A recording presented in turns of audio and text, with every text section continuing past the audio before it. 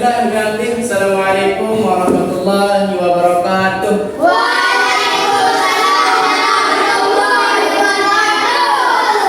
Baik, sebelum kita memulai pelajaran kita pada hari ini, marilah kita duduknya yang rapi dulu ya, yang rapi, yang bagus, tangannya di atas, ya. Diperhatikan baik-baik supaya nanti apabila ada pertanyaan bisa dijawab ya.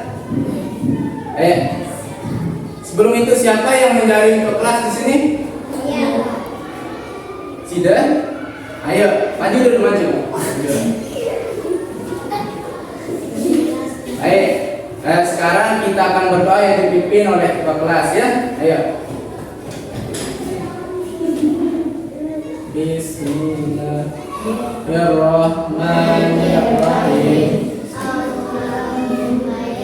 Allah ya Rahman ya Rahim ya Malik ya Qudus ya Salam ya Mu'min ya Mu'min ya Aziz ya Jabbar ya Mutawakkil ya Khalik ya Barik ya Musawwir ya Ghaffar ya Qahhar ya Wahhab ya Razzaq ya Fatah ya Alim ya Mu'min ya Basit ya Mu'min ya Rahim ya Mu'min ya Mu'min ya Samir ya Basir ya Hakam ya Adil ya Latif ya Khabir ya Alim ya Azim ya Ghafur ya Syakur ya Alim ya Kamil ya Hafiz ya Muqir ya Nasir ya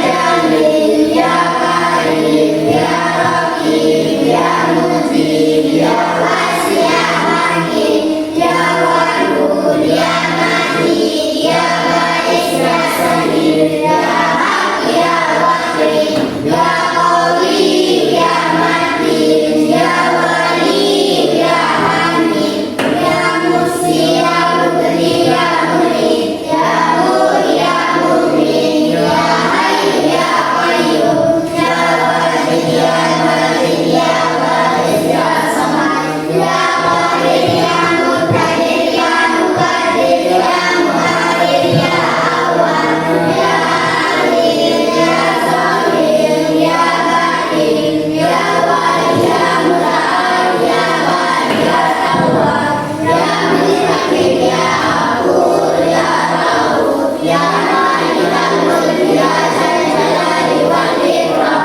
ya Musi ya Jami ya Wahyi ya Mughni ya Mani ya Doa ya Nafi ya Nur ya Hadi ya Ghani ya Baqi ya Wais ya Aziz ya Sabur Allahumma inna nas'aluka an tusalli wa tusallim ala sayyidina Muhammad wa ala sayyidil anbiya'i wal mursalin wa ala alihi wa sahbihi ajma'in wa an tu'ammirana ala al-watani wa na'ala bi qulubin ila yaumiddin wa an tansurana wa taqwa alaina wa tarhamna wa tarhamna wa taghfirana wa li jami'il muslimin ya Allah ya Hayy ya Qayyum la ilaha illa anta Allahumma allimna ma jahilna wa zakkirna ma nasina wa fahimna ma la yanfa'u wa zidna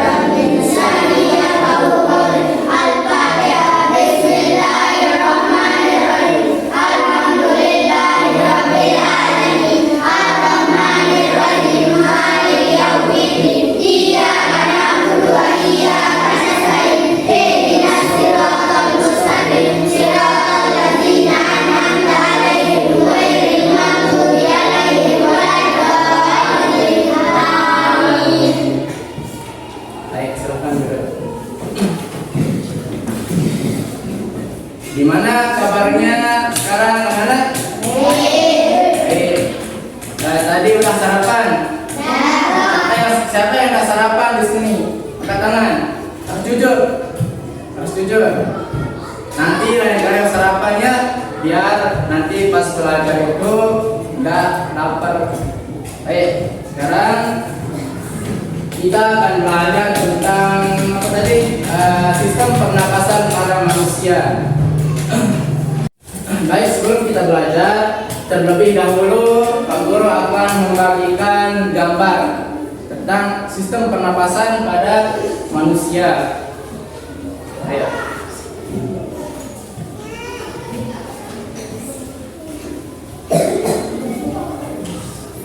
Nanti Sida ikut ya ke depan. Ayo, di sini bisa dekat. Coba diperhatikan dulu gambarnya. Perhatikan.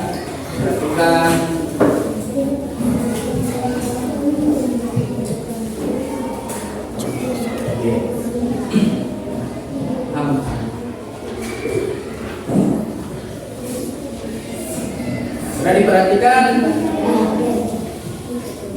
Nah, ayo Pak Guru mau bertanya dulu. Di situ apa saja yang termasuk sistem pernapasan? Ayo. Nah, hidung terus apa juga? Mulut terus apa juga di situ? Yang ada di gambar itu seperti laring di sana kan? Ada laring di sana. Terus trakea sama paru-paru. Nah, itulah organ-organ pernapasan pada manusia.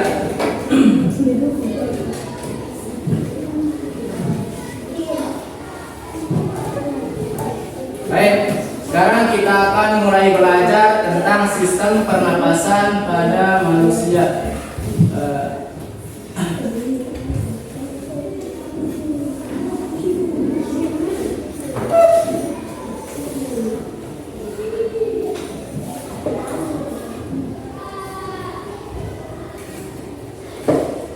Sistem pernapasan pada manusia. Nah, apa sih pengertian sistem pernapasan pada manusia? Apa namanya? Sistem pernapasan itu ya pengertiannya pernapasan atau bisa disebut dengan respirasi. Nah, adalah proses pengambilan oksigen dan pelepasan karbon dioksida dengan menggunakan energi yang ada di dalam tubuh. Nah, maksudnya di sini adalah apabila kita bernapas, kan kita bernapas, kita hirup napas. Nah, berarti kita itu memasukkan oksigen ke dalam paru-paru kita melalui hidung. Nah, dan kita keluarkan lagi yang dinamakan karbon dioksida. Yang dikeluarkan itu, hembusan yang dikeluarkan itu namanya karbon dioksida dari paru-paru, keluarnya dari mulut. Nah, itu yang dinamakan sistem pernapasan. Terus yang kedua,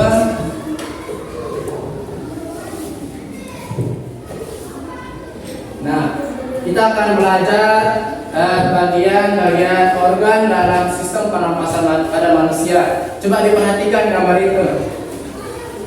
Nah, itulah organ dalam yang ada di dalam tubuh kita yang berfungsi sebagai sistem pernapasan kita.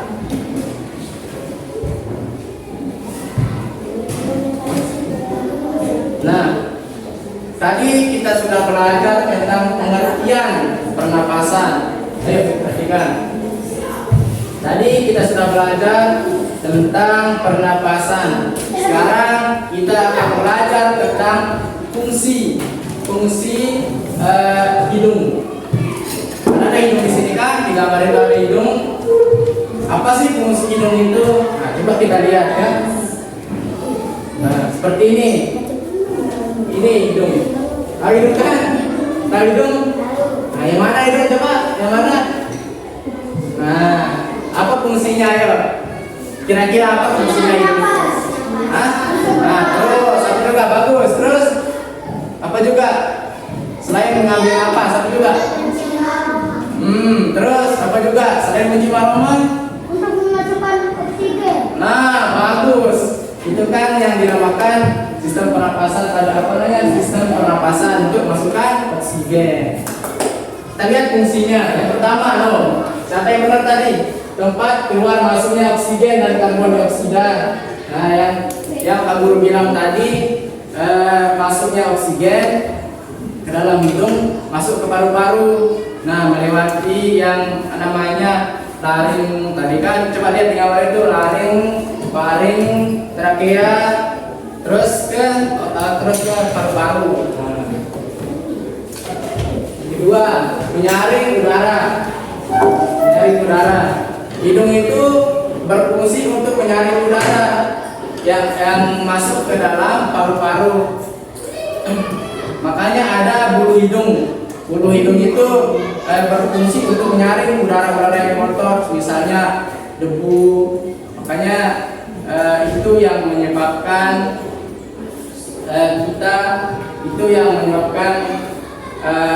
napas biasa kalau ada bulu kita. Karena tidak ada yang saling debu. Yang ketiga adalah mengatur suhu dan kelembapan udara. Jadinya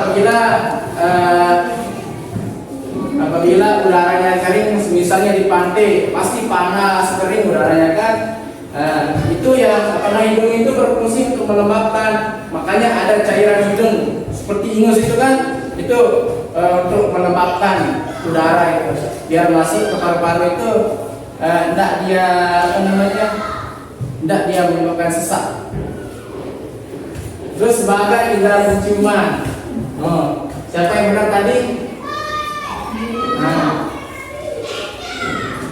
hidung itu berfungsi untuk menghirup. Jadinya kita tahu baunya parfum, kita tahu baunya teman kita, wanginya sidar gitu kan. Itu fungsi dari hidung. Yang kedua, coba lihat gambarnya. Fungsi yang kedua itu apa? Setelah hidung yang ini. Fungsi paring dulu. Nah, kayak gini gambar paring. Di sini tepatnya. Nah, ini yang dinamakan paring.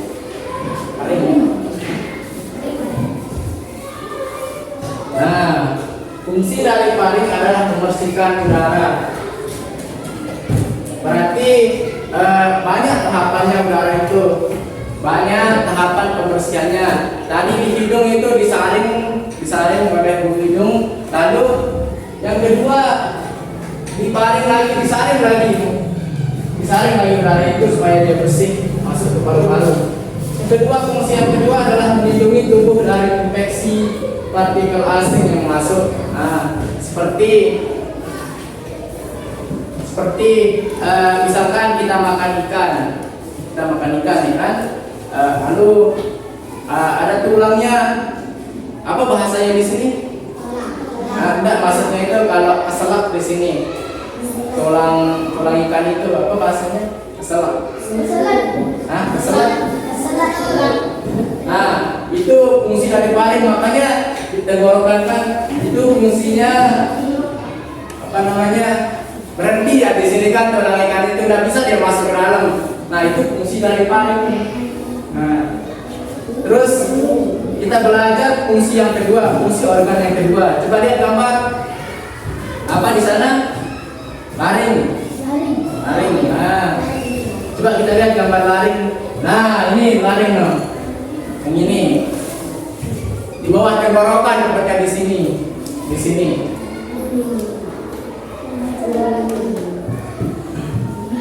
Apa sih fungsi laring itu? Coba kita lihat. Fungsi laring. Nah, fungsi laring menghasilkan nada suara. Nah, suara yang Pak Guru ucapkan atau yang kalian keluarkan itu berasal dari laring yang di sini. Oke, yang di sini. Ini adalah pita suara. Fungsi yang kedua adalah melindungi saluran pernapasan dari makanan. Nah, misalkan kita makan, lalu teman kita bilang, tidak kesana, tidak ngapain atau lagi apa, terus kita keselak misalkan, keselak sama tulang nasi sebiji kan, pasti dah batuk kita kan. Nah, itulah fungsi dari laring supaya apa namanya mengeluarkan biji nasi yang masuk ke saluran pernapasan kita. Apabila biji nasi itu masuk ke ke saluran pernapasan kita, maka pasti jalan satu-satunya adalah operasi, atau kalau tidak innalillah kan. Terus fungsi yang ketiga, mengarahkan makanan ke erofagus. Ayo perhatikan, maksudnya di sini tahu nggak maksudnya? Mengarahkan makanan ke erofagus. Nah, maksudnya di sini adalah apabila kemana? Di laring itu terdapat dua saluran. Yang pertama adalah saluran makanan, yang kedua itu adalah saluran pernapasan. Nah, di laring itu yang mengatur pernapasan itu supaya berjalan pada tempatnya. Laring itu juga mengatur makanan itu pada masuk ke lambung, tidak dia masuk ke saluran pernapasan. Nah, itu maksudnya mengarahkan makanan ke erofagus. Nah, yang keempat, fungsi trakea. Yang mana trakea? Yang mana? Ini kayak selang di sini itu namanya trakea. Coba kita lihat gambarnya. Nah, ini trakea.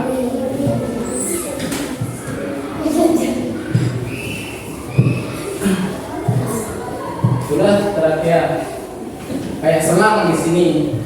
Kalau ada yang udah lihat sapi yang udah dipotong lehernya terus dikeluarkan di dalamnya paru-parunya kayak selang kan, putih. Nah, itu yang maksudnya, itu yang dinamakan dengan trakea. Apa sih fungsi trakea itu? Nah, trakea mendorong partikel asing keluar. Nah, seperti laring tadi itu mendorong makanan yang masuk ke dalam sistem pernapasan itu.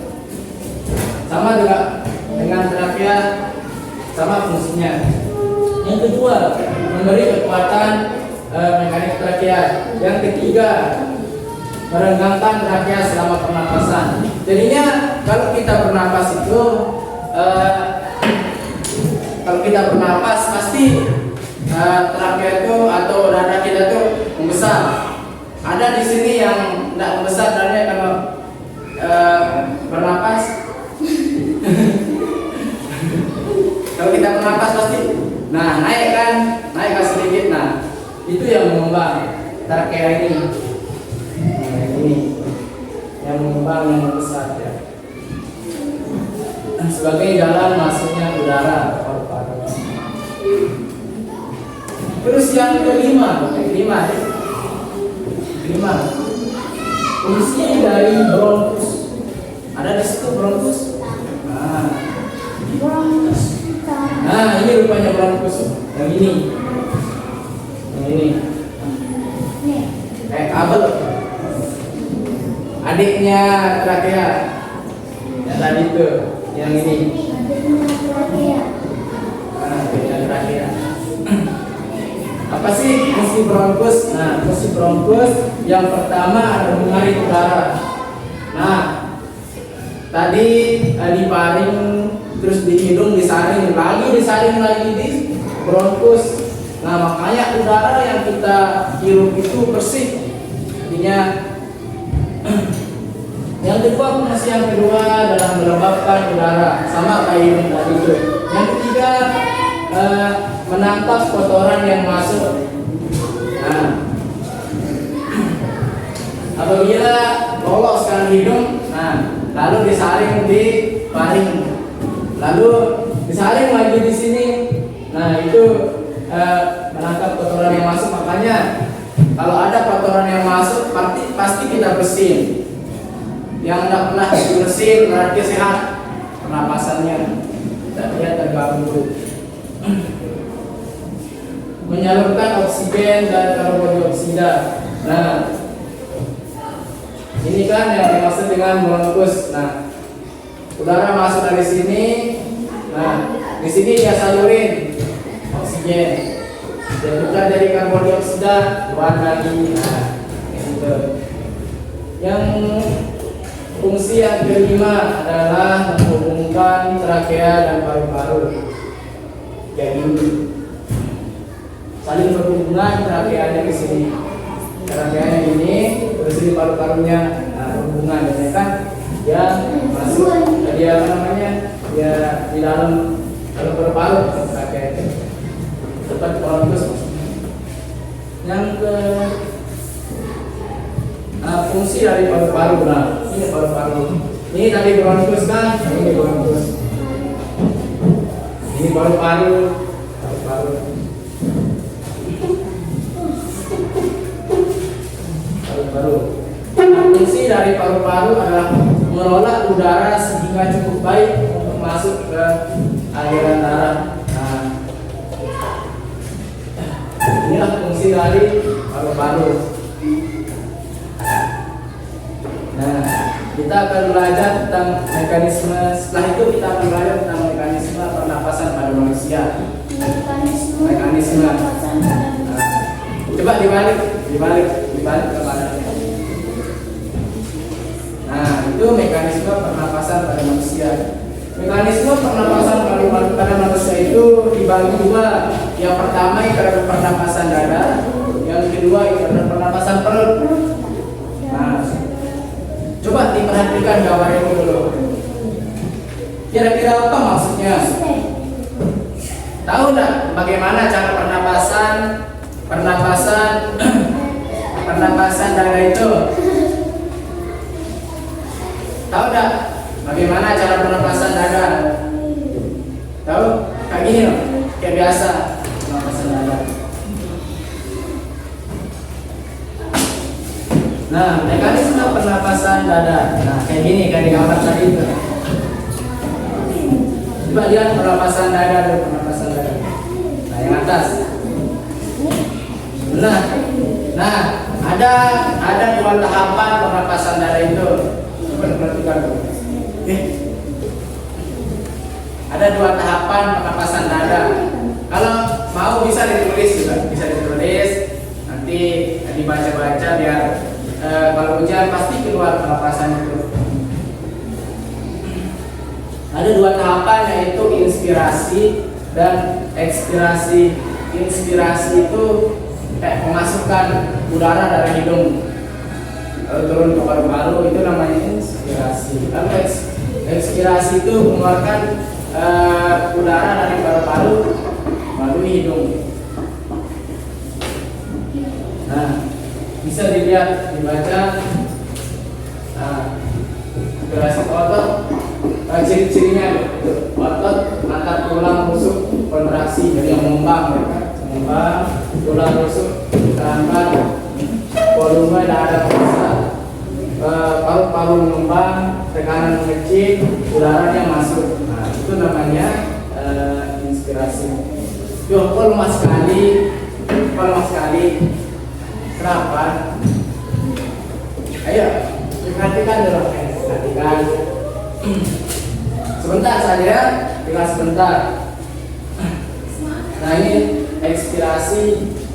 Otot angkat tulang rusuk relaksasi, jadi turun, tulang rusuk turun, volume dada mengecil, tekanan membesar, udaranya keluar. Nah, begitu juga dengan pernapasan perut. Kayak gini. Sama seperti yang tadi itu.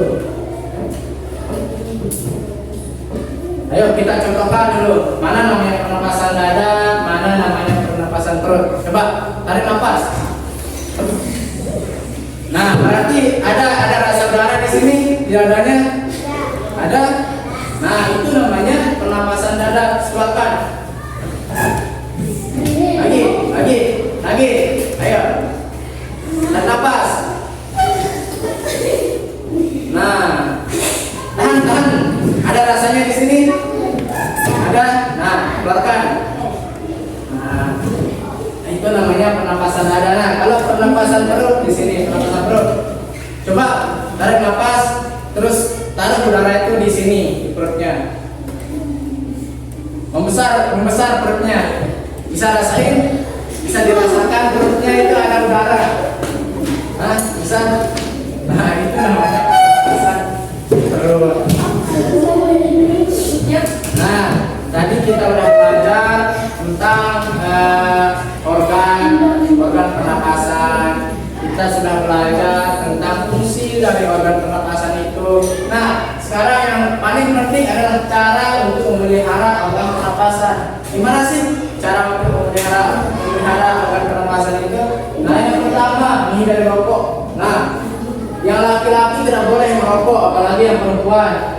Karena apabila kita merokok, mana contohnya?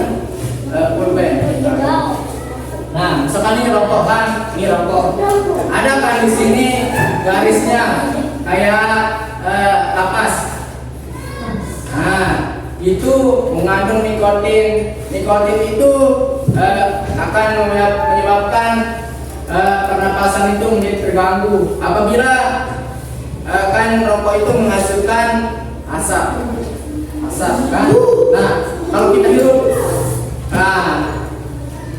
sehari atau 2 hari memang tidak terasa apa namanya asap itu akan apa namanya mengganggu paru-paru kita. Tapi 10 atau 15 tahun yang akan datang pasti kita akan mengidap penyakit di sini. Soalnya di dalam paru-paru hitam rupanya perokok. Hitam paru-parunya. Sedangkan orang yang tidak merokok itu bersih. Makanya cara yang paling bagus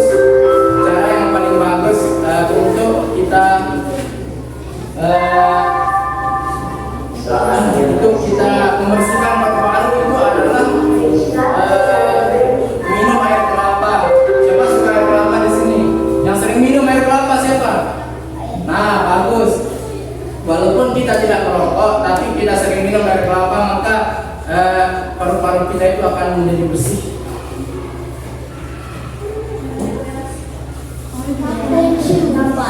Nah, yang kedua itu olahraga yang paling bagus untuk melatih pernapasan itu adalah berenang sama berlari. Nah, itu yang paling bagus. Menghindari paparan polusi itu seperti pakai masker, kayak Pak Guru tadi baru datang pakai masker. Soalnya di luar itu debu kan. Kalau kita berkendara pastilah kita hirup apa namanya bau knalpot atau bau debu. Hanya untuk supaya pernapasan kita itu tidak terganggu, kita harus dari polusi seperti memakai masker. Cara yang keempat adalah menghindari infeksi seperti menjaga kebersihan. Nah, mandi atau cuci baju yang sudah kotor atau yang menyebabkan penciuman kita itu menjadi apa namanya bau itu seperti kan kandang sapi di sana kan biasa kandang ayam. Nah, itu yang menyebabkan infeksi pada pernapasan karena ya kotor ya kan. Jadi kita harus jaga kebersihan. Ingat ya, harus jaga kebersihan. Apa katanya yang sering dibilang itu an-nazafatu minal iman. Kebersihan itu adalah sebagian dari iman. Nah, jadinya harus jaga kebersihannya ya. Baik, mungkin hanya itu yang dapat aku sampaikan tentang materi pernapasan. Nanti lembarannya ini dipelajari ya, ilmiah dipelajari. Lalu apa yang tidak dimengerti bisa cari di internet ya. Biar nanti kalau ada soal yang kedua pada saat ujian bisa sih dijawab.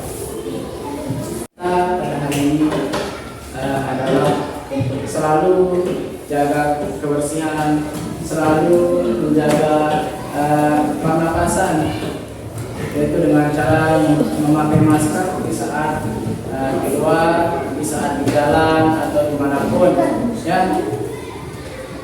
Tidak hanya pas corona aja kita pakai masker, tapi setiap kita keluar berkendara, setiap kita pakai motor, mana-mana pakai masker, ya. Bahwa sistem pernapasan itu sangat penting bagi diri kita, karena tanpa pernapasan kita tidak akan ada apa-apanya. Ya. Baik. Baik, ayo dulu ya rapi dulu ya rapi.